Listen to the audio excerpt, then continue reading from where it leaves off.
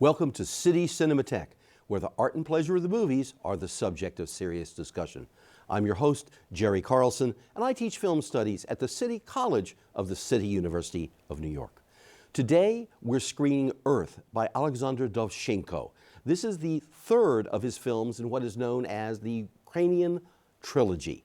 It is also a film that is sometimes ranked and has been ranked as one of the 10 greatest films ever made. It's really a remarkable work of the late silent cinema, of the montage tradition of filmmaking, and also of those films dedicated to the modernization of agriculture in what was then Soviet Ukraine. We'll be talking about that and a lot more afterwards, after today's screening. Joining us will be Stuart Liebman, a noted expert on the avant-garde cinemas of the 1920s. Now, take this opportunity to visit Ukraine in Dovzhenko's Earth.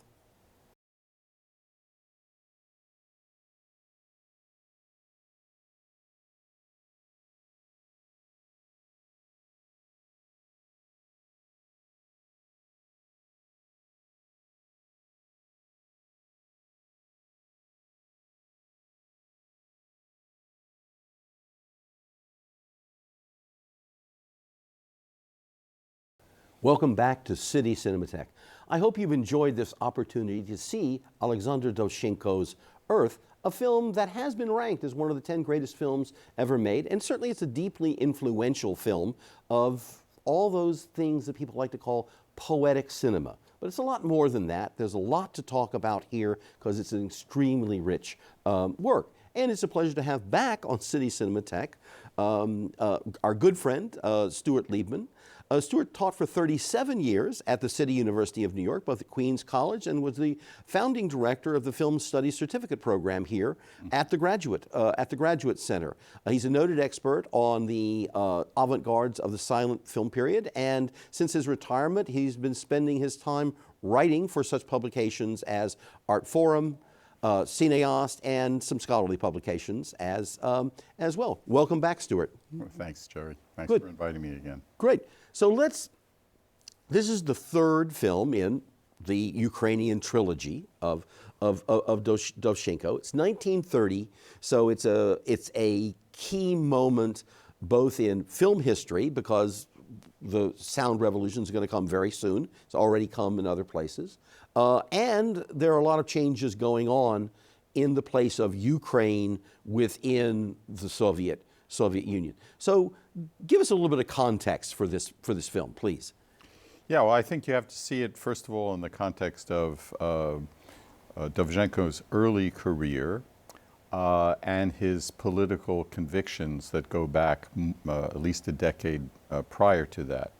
Dovzhenko was Ukrainian, of course, and but took the side not of the Ukrainian nationalists who were fighting for independence from Russia way back then, right?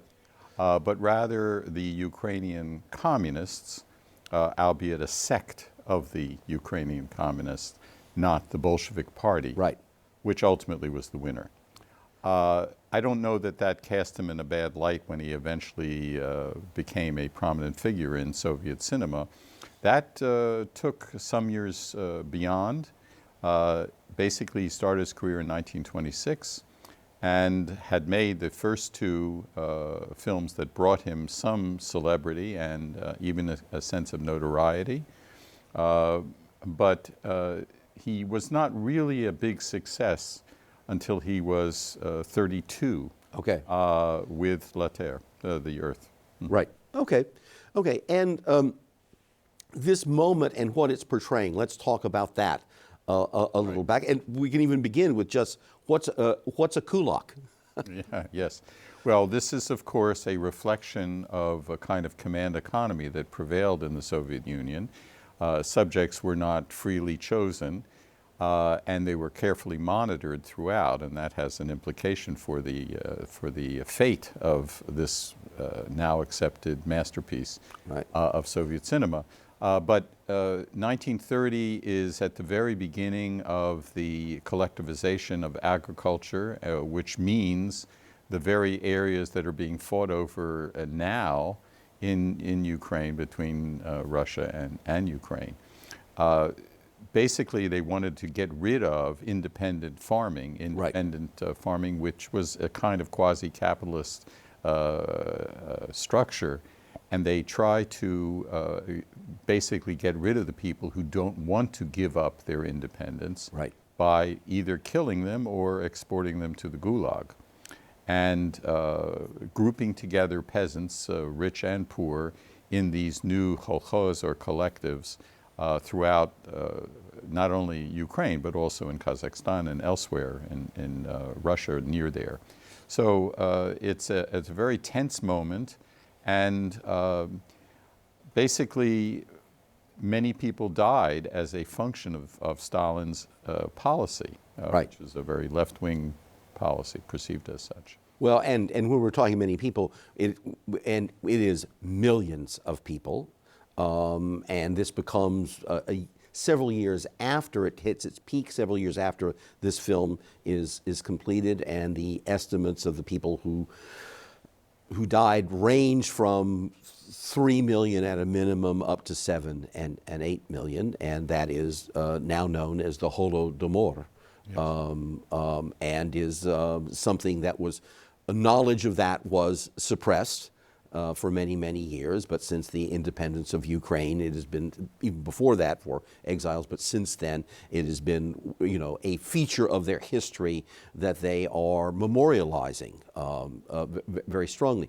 Interesting is that this process, the brutality of that process, was in its startup phase while he is actually making this film. So one of the features of this film is that it's on the side of a kind of voluntarism, that you will see, you will understand that this is best for you if we just demonstrate it to you, as Vasily does. He breaks with the people who are thinking of this. He goes away. He comes back.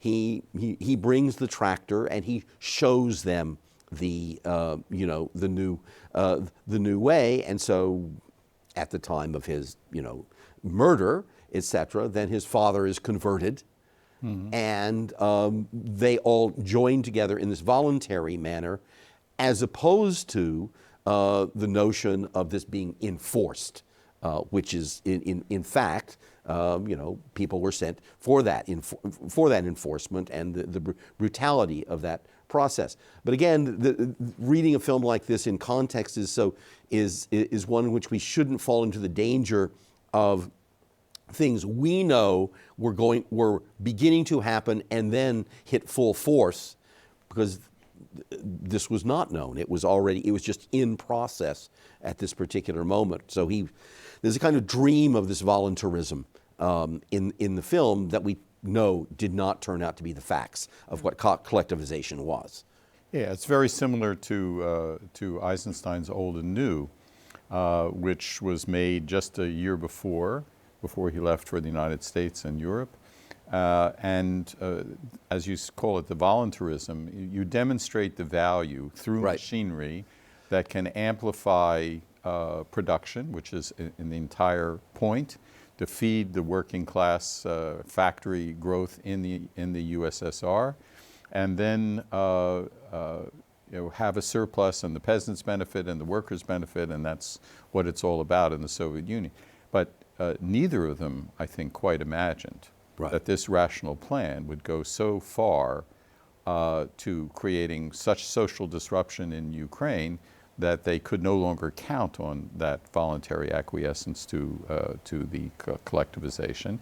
And Stalin began to use force, and that's what produced the Holodomor. They stole the grain, essentially, just like Putin stole the grain from Ukraine in this recent so-called military operation. Yeah, so-called, as they say. So let's talk about what Dovzhenko does with what is in many ways a fairly simple narrative line. We simply have this problem of will we or will we not, collectivize. We have a hero who who shows the way. He is murdered by the bad guy, and then the father takes over that, and then we see the film suggests the accomplishment of the of the mission. I just summarized it, very, very easily. But the film's a lot more than that, and so what's that a lot more? Well, it's making that scenario something of cinematic flesh and blood is the Right. issue. That's the art of cinema, of course, and Dovzhenko's vision is that this is a quasi-natural process. We first see not only waving fields of grain and glistening apples glistening on the trees and so on, but then you see a death at the very beginning of the film, which is of the main character, played by a favorite of Dovzhenko, Semyon Shevchenko, and he then he dies, but he dies peacefully, biting an apple. It's very, very moving. And then, as you say, the story plays out against the backdrop of the opposition of a minority who are the kulaks. Right. And it ends, of course, with the death of the hero, Vasily, and he is the coming together. He's the sacrificial victim Right. that not only converts his father, but also serves as a kind of rallying point for the entire population. So death begins the film, but it's part of nature, and this unnatural death ends it, but it ends happily because the collective is established. And of course it is a generational story of a of a nuclear family that's a representative family of what Ukrainian peasantry can become in the new order, and this can be something. At least the film seems to be proposing, this can be something that comes out of the Ukrainian traditions of their relationship with the land, and the mechanization is simply an enhancement of the things that are here. It's not a revolution or an overturning, but it is, you are good at doing this. How can you become better at it? In this Ukrainian tradition. And of course, we have the marker that the mother who has lost Vasily is still of childbearing age, and so we have the birth, the coming of another son. So the family, that symbolic or emblematic, one prefers, family is now complete again in some way. Of course, then there's the grace note at the end, too, of the girlfriend of Vasily, who is the one who, it's Yulia Solntseva, who becomes Dovzhenko's wife. But in this particular, she's an actress at this point, and she is the one who you see without clothing on, right, in despair. And that actually was cut from the original film. It was thought to be too hot for Soviet audiences. Now it's happily restored in the print you showed. And it is a very powerful one. Yeah, absolutely. Although it was criticized by Eisenstein, no less, for having been set in too concrete a setting. He gets his digs in against Dovzhenko for that. Well, rivalry is rivalry. Is it? Yes. Is it not? And this was not the only of the controversial scenes, because the way in which Vasily comes up with the natural solution to bringing waters or bringing fluids to the tractor to get it moving again. Again, people said, "Well, we have Ukrainian peasants urinating in our feature films now," and of course that's part of this ongoing game that you have in any state-controlled cinema of negotiating those limits. And the more puritanical and Moscow-based people were, what kind of vision of what kind of country is this if you have urinating peasants and naked women? Much less the near animist treatment of nature, you know, in the film. I mean, when for example Vasily's body is going by, and once again he's going by the fruit, it's as if the fruit is caressing him. You know, it's not quite that explicit, but nature is not inert here. Nature is more than organic. It is animated and is a player in some way. And of course, you know, you knowing all of his films, he's a guy who has talking horses in other films. You know, that relationship is one of co-creatures on Earth, not the kind of mechanical hierarchy. And this is you know, a cooperation with nature to harvest from it, not seen as pure extraction. No. Okay. Yeah. You know, the folkloric dimension of that talking Right. horse in Arsenal. Here it's a kind of ribald country humor. Yeah. You know, and we have our equivalents here in the United States, of course.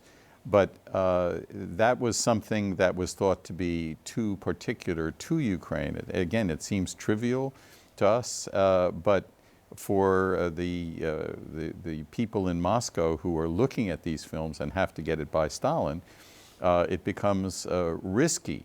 And Right. that's why, after a bare 9 days on Soviet screens, it was banned and put Dovzhenko into very bad odor in the communist hierarchy. And this begins a series of rebukes and appeals to Stalin by Dovzhenko himself, who, because of his weak heart, is always vulnerable and notes it as such, notes himself to be vulnerable in his private diaries, which eventually were published in the early 1970s in the United States, Right, but yeah. Earlier in the Soviet Union. Right.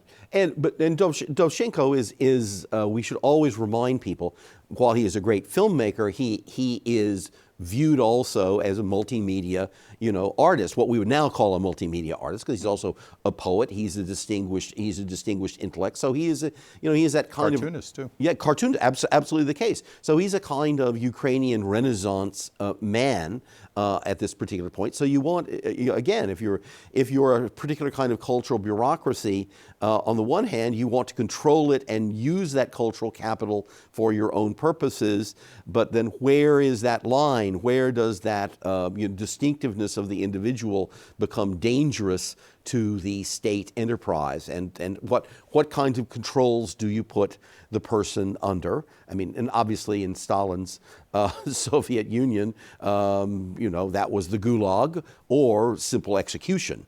Dead men don't cause problems was more or less Stalin's motto in any number of ways. And Dovzhenko had to, from this moment onward, after Earth, be in that negotiation in a very, very serious way and directly with Stalin. Yeah, and of course this was the fate of Eisenstein too, with the Bezhin Meadow, which is the third film that I would mention in this context, made in 1935 with the assistance of Babel, Isaac Babel. Basically, that film was canned because it did not approach the topic correctly of collectivization and the efforts of a boy to convince people to collectivize. This is already too late after the Holodomor is already essentially completed.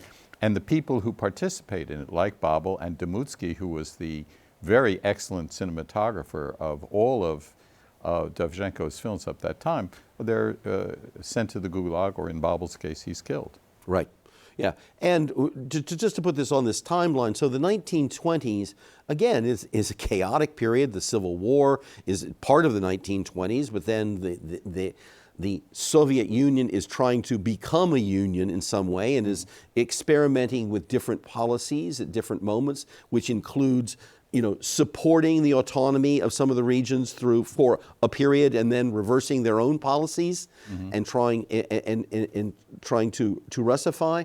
So Dovzhenko in these films, fit into that history, you kind of say, of policies that are going in different directions. One year's policy is not necessarily the next year's policy.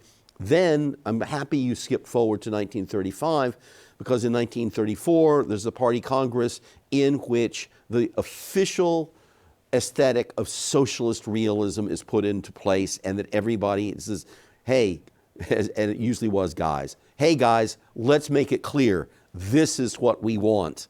You've been trying all this other stuff, now here are the rules. So this is, you know, the avant-gardism in many ways and the Ukrainianness of Earth precedes that. And he's testing these limits of how Ukrainian can Earth be to represent this specific place, and at the same time accommodate the policies that are, you know, part of the historical modernization and change of the of agriculture in the Ukraine, the breadbasket of Eastern Europe. Yeah.